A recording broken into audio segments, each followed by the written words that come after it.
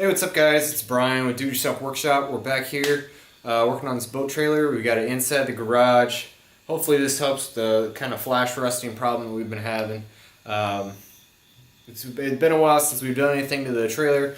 We got the new wheels on and we've cut off some of the extra stuff, the posts on the back with the lights on them. And we've taken quite a few things on. The idea here is that we're going to take everything that we possibly can take off of this thing. So we took the rollers off, we took the bunks off, we took the winch off, the support for the winch. We're going to take the tongue off, we're going to take the chains off. We're going to take everything that we can off so we make sure that we get every part of this painted that we can get painted. And what we're going to do is we're just going to grind and grind and grind, and we're going to paint a red oxide primer on it, and then we're going to hit it with some gloss black enamel with some hardener in it, reducer and hardener, and hopefully that'll last for a while.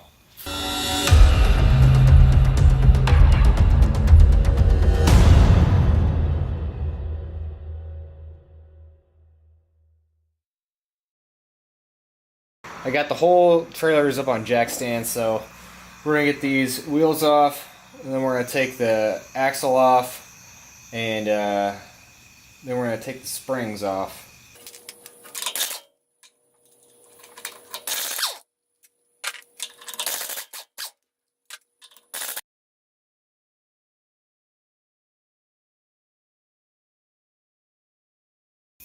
Alright guys, now you can see the difference between the tire that was on there and the tire that I chose to buy to put on there. The problem that I was running into is that this axle, you can tell here, it actually drops down. So you go from the tire and then it drops down 3 or 4 inches, and we're pretty much on the ground. There's probably 2 inches of clearance, if that, from the axle to the ground. I wanted to get that off the ground a lot higher, so went with the biggest ones we could pretty much fit underneath these fenders. So we'll go ahead and pop this other tire off, and then we'll start taking the axle apart.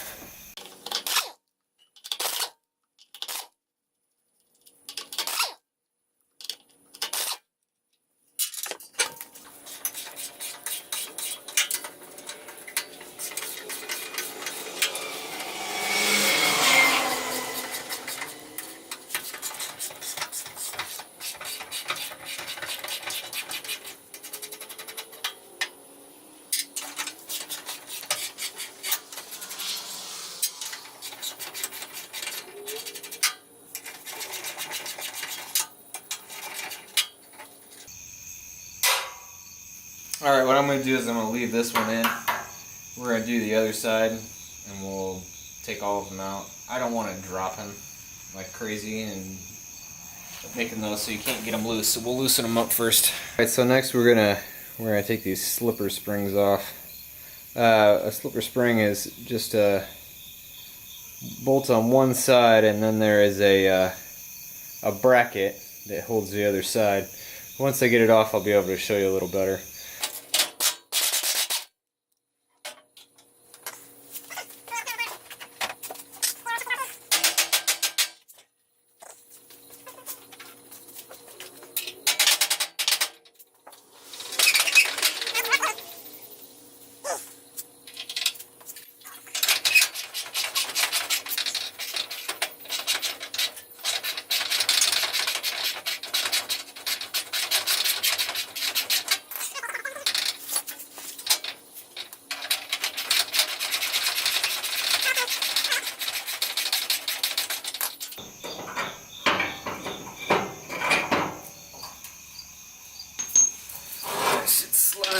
There we go. Okay, so this is what I meant by a slipper spring. You've got your bolt or eye here, And then this end just slides into a bracket that is attached to the frame. So it'll sit in there like that. These were really hard to find. These are 32 inch from the eye all the way to the end. And finding those for under 25-30 bucks was like impossible. So we're going to do what we can to get the rust off of this guy and the other one and see if we can reuse these. They look in pretty good shape. I mean, for being a 1977 Shoreland'r, they've just got some surface rust. It looks like there doesn't seem to be any cracks or anything like that, so nothing that won't make them operational. Another good idea when you're doing this is if you're taking bolts off that you may or may not replace, it's always a good idea to get a little baggie and label it. Take it from me, you won't end up having leftover nuts and bolts and not know where they go to.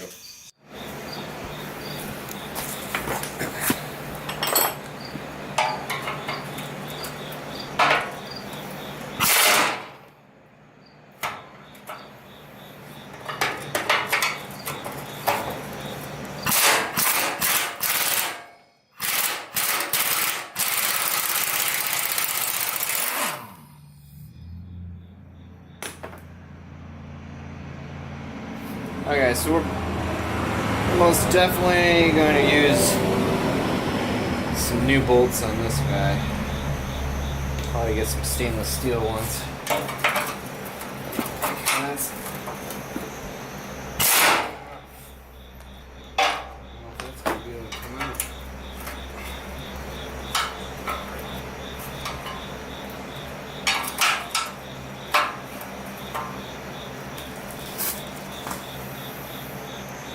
Oh, it looks kind of stripped and it's dented. It's dented in. Here's the old trusty hand rat.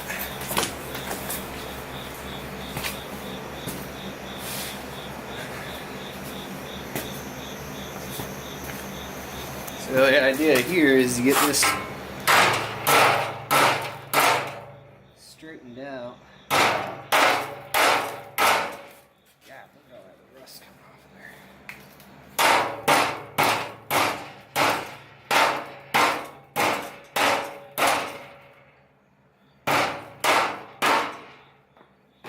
Sorry, neighbors.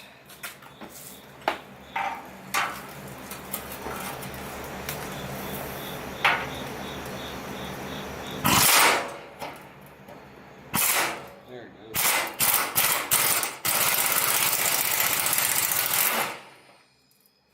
Now we're cooking. And we're about a blast away from getting the air compressor kicking on, so that's that. Of course, we're going to put these in a bag so we know what size to get and everything. But I'm going to go ahead and zip the rest of these off and we'll have the fenders off.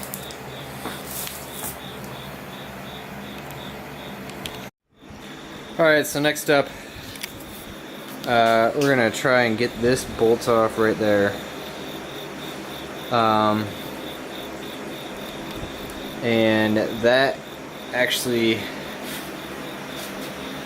hinges, that's the hinge point for this easy load trailer. So pin slides,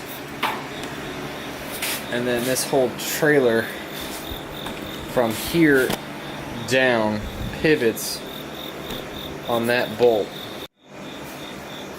Okay, so I just want to emphasize that I do have this up on jack stands on this part and on this long tongue part as well.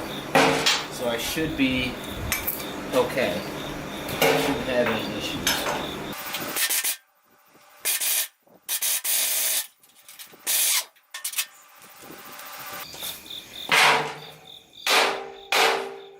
It's in there solid.